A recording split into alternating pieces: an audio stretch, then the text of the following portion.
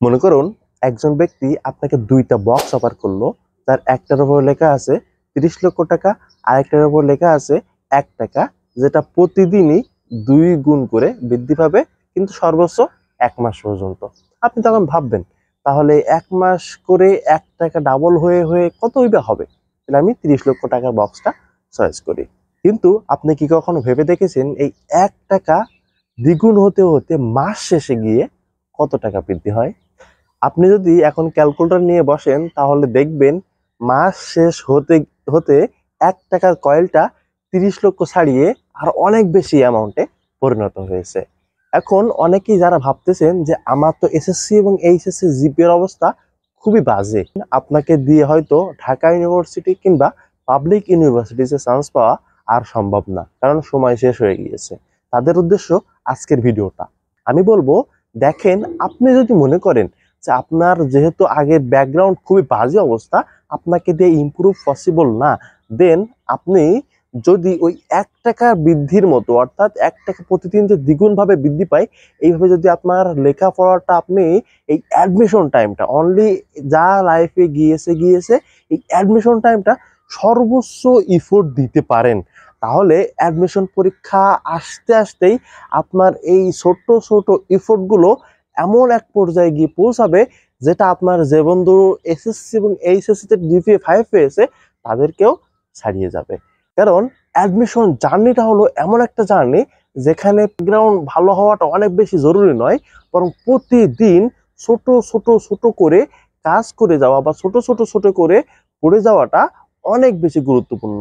Admission লাইফে বা admission টাইমে দেখা যায় অনেক মেধাবী ছাত্ররাও ভালো পাবলিক ইউনিভার্সিটিতে চান্স পাওয়ার মতো প্রিপারেশন নিতে পারে না, কেননা তারা মনে করে তাদের ব্যাকগ্রাউন্ড যেহেতু ভালো, তাদের জিপিএ 5 রয়েছে, তারা হয়তো অটো ভালো করবে। কিন্তু দিন শেষে দেখা যায় যারা মিডিয়াম লেভেলের ছাত্র কিংবা একটু লো কোয়ালিটির ছাত্র বা যাদের শুধুমাত্র অ্যাপ্লিকেশন করার মতো জিপিএ 5 ছিল, তারা দেখা যায় পাবলিক ইউনিভার্সিটিগুলো সিট দখল করে, কারণ তারা এই অ্যাডমিশন জার্নিতে এসে প্রথম থেকে শেষ পর্যন্ত মাঠে থেকে নিজের সর্বোচ্চটা দিয়ে থাকে। আমাদের অনেক বন্ধু আছে যারা কোচিং করেনি, আবার অ্যাডমিশনে তাদের জিপিএ জাস্ট ফর্ম তোলার মতো জিপিএ ছিল, এসএসসি এবং এইচএসসি মিলে তারা দেখা যাচ্ছে ঢাকা ইউনিভার্সিটির ফ্যাকাল্টি অফ বিজনেস স্টাডিজের টপ সাবজেক্টগুলোর মধ্যে একটি পেয়েছে।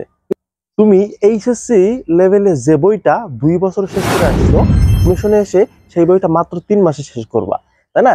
এখন তুমি যদি অ্যাডমিশনের বইগুলো দেখে থাকো, দেখবা যে এইচএসসির অ্যাকাউন্টিং এর কথা যদি আমি সাপোজ ধরি, তুমি যে ইউনিট হও না কেন সমস্যা না, এইচএসসির অ্যাকাউন্টিং এক একটা বই এই মোটা, প্রথম পত্র এই মোটা, তৃতীয় পত্র এই মোটা, টোটাল মিলে এত মোটা, কিন্তু অ্যাডমিশনে দেখবা মাত্র এতটুকু অ্যাকাউন্টিং। অর্থাৎ অ্যাডমিশনে তুমি সায়েন্সে হও, আর্টসে হও কিংবা কমার্সে হও, দেখবা তোমার বইয়ের একেবারে কোর ইনফরমেশন গুলো অ্যাডমিশনে পড়ানো হয় এবং সেইখান থেকে প্রশ্ন এসে থাকে, ঠিক আছে? এজন্য তুমি যদি এই অ্যাডমিশন টাইমটা লাইফের সর্বোচ্চ ইফোর্ট দিয়ে প্রথম থেকে শেষ অবধি মাঠে থাকতে পারো, তাহলে তোমার এই ক্ষুদ্র ক্ষুদ্র প্রচেষ্টা তোমার সকল বন্ধু যাদের সিজিপিএ অনেক বা যাদের জিপিএ অনেক ভালো তাদেরকে ছাড়িয়ে গিয়ে দেখা যাবে যে তুমি তাদের আগে করে গিয়েছো। মনে করো তোমার বন্ধুর জিপিএ 5 এসএসসি এবং এইচএসসি তে, অর্থাৎ তার 10 রয়েছে এবং এই বিশ্ববিদ্যালয়ের ক্ষেত্রে ঢাকা ইউনিভার্সিটি বিশেষ করে 2 গুণ করে তার জিপিএ কাউন্ট করাবে, অর্থাৎ তার 20 এর মধ্যে 20ই রয়েছে। কিন্তু তোমার শুধুমাত্র ফর্ম তোলার মতো একটা জিপিএ ছিল, মনে করো যে 8 ছিল, বা তাহলে 8 মানে হলো কত, 16, তাহলে তোমার বন্ধু থেকে তুমি এখন পিছিয়ে আসছো হলো 4 মার্কে। এখন তুমি যদি এই ক্ষুদ্র ক্ষুদ্র প্রচেষ্টায় অ্যাডমিশনকে লাইফের সর্বোচ্চ ফোকাস দিয়ে ওর থেকে 4 মার্ক বেশি অ্যাচিভ করতে পারো, তাহলে তুমি এবং সে কিন্তু সমান। সুতরাং অ্যাডমিশন লাইফে তুমি কোন ইউনিভার্সিটিতে পড়তে চাও, সেই ইউনিভার্সিটির কোশ্চেন ব্যাংক সবার আগে ভালোভাবে রোড ম্যাপ আকারে নিজের মতো করে গুছিয়ে নাও এবং বুঝে নাও ওই বিশ্ববিদ্যালয়ে কোন কোন টপিক থেকে প্রশ্ন আসে, এবং সেই অনুযায়ী আজ থেকেই প্রিপারেশন শুরু করো। কেননা তুমি যখন ঘুমাচ্ছ, তুমি যখন মোবাইল চালাচ্ছ, তোমার অন্য বন্ধু তখন অ্যাডমিশনের পড়া পড়ে এগিয়ে যাচ্ছে। সুতরাং কেউ প্রিভিয়াসে যা ছিল ও বা হয়ে গেছে এগুলো নিয়ে মন খারাপ না করে অ্যাডমিশন টাইমে সর্বোচ্চ ফোকাস দিয়ে অর্জন করে নাও তোমার স্বপ্নের বিশ্ববিদ্যালয়।